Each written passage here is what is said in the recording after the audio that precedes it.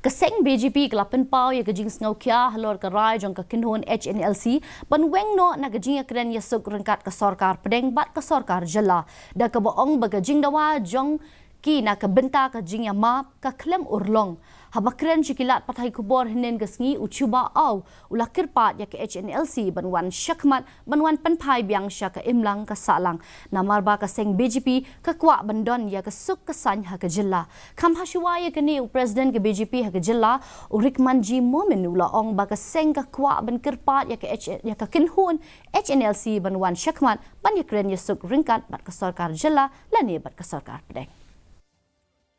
We will request HNLC to come forward to have a peace talk with the state government, or central government directly.